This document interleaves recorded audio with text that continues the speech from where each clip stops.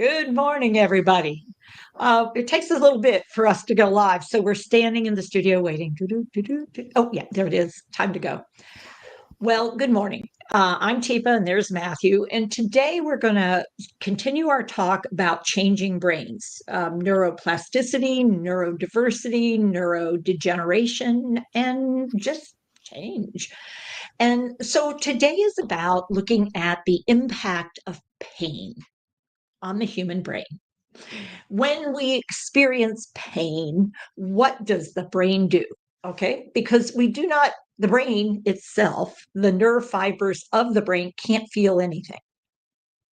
So it's interesting that the organ that controls our reaction, our response, our awareness, our sensitivity, that organ feels nothing. Now, the blood vessels in that organ do feel things because they have muscles that are wrapped around them and they do have pain sensors in them. So that's interesting because what it means is if you have a pain in your head, it's more likely to come from a vascular source than to come from a brain source, except your brain has mastered the skill of camouflage and of translations. And so if you feel or if it seems like something would hurt, your brain goes, ow, because it wants to react to that and get you out of a situation that could be hurtful, harmful, dangerous, risky. And so pain is equated with the idea of pull back, disengage, don't do. And so when your brain registers discomfort, now I didn't say pain, I said discomfort, it can get to a place where it gets hypersensitive because we know we don't want to feel pain. So when we feel discomfort, it's like alert, alert. Now, Matthew, what part of the brain is it that's going to go alert, alert? Yeah, I think that's when your limbic system, your amygdala starts to kick in to bring attention to that. Yeah, and when your limbic system says pay attention and your amygdala really alerts, what it's going to do is kick the reticular activating system into gear and say, be on alert, be on a lookout. And so everything then starts to have potential to have more pain. And this is where historically I've talked about the idea of anticipatory pain. Like you don't actually have to experience pain to get to the point of something starting to hurt, because you know that when you do this, when you experience this, when you look at that, when you hear that, when this happens, you will have pain. Then your brain starts to early warning system you and say, either take out the pain sensor thing before it happens, like turn off the smoke alarm. the beep, beep, beep, beep, beep. Yeah, beep. yeah. But the problem is it didn't even go off, but now it's off. And if I have brain change, do I remember that I need to turn it back on? And, the problem is every time I open the oven door in our Snow Approach Foundation, if I have the temperature of the oven above 350 and I open the oven door, where the smoke sensor is, the heat sensor apparently as well, you don't have to be burning anything. You just have to open the oven door and it sets the sensor off. So we've developed pre-strategies. Now we try to reduce the pain we take a piece of paper, and as we're starting to get ready to open the oven door, we start waving the paper around. So that's our strategy. But that took figuring out what triggered the sound, which caused the pain. And so we're working on pre-symptoms. So now let's talk about physical pain. So if every time I start to move, I hurt, Matthew, what would be a strategy that I might use to try to not hurt? Not move, not get up. And then when you come over and you try to help me move, what happens? Yeah, then I start to become that thing that creates that pain, that anticipatory, oh, here comes pain. Here comes something. And so now, before I even touch you, we start to have reactions and you tense. And all of a sudden, when you tense your muscles around a joint that has arthritis, oh. So This is a really significant issue when it comes to working with each other and acknowledging what might be going on. We don't want to feed into a loop of dysmobility. And so, one of the things you've heard me talk about, if you've been listening before, is start with some music before we even get into if somebody likes music. Now, you have to know whether they sort of like music, and you can sort of have to scope that out. And I look for a beat that has some rhythm to it. It's not a real quick rhythm, but it's more going to encourage a rotary pattern than a just straight up and down pattern when we first start. And I just want to get some weight shifting and I want to get some mobility, some rotation around the joint. And I'm not doing anything. Matthew's the one moving. I just happen to be moving with rhythm as well. And when he sees me, he starts to do a little of that. And I might even start further back and go with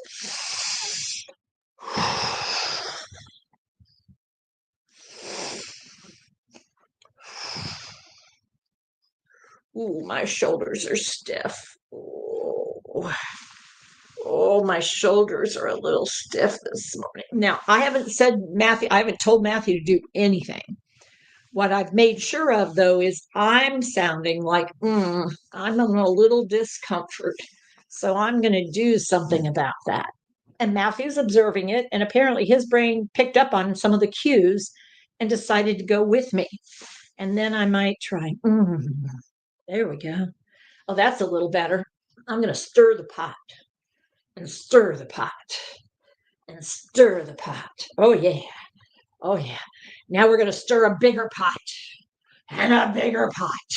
Now we're going to stir the other way. Oh, well, that was a reverse. Oh, let's see my hula hoop. Oh, now let's see. Can I get my hula hoop going?